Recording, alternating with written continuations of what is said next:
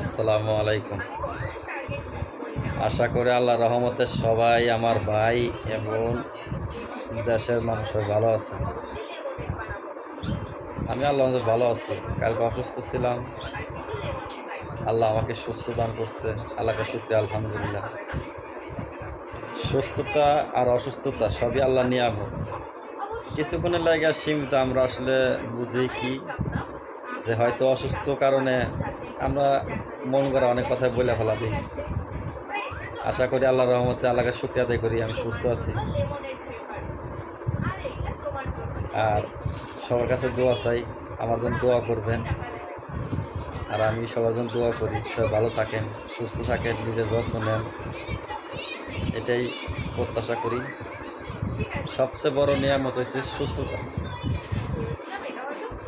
সুস্থতা হচ্ছে সবচেয়ে বড় নিয়ামত।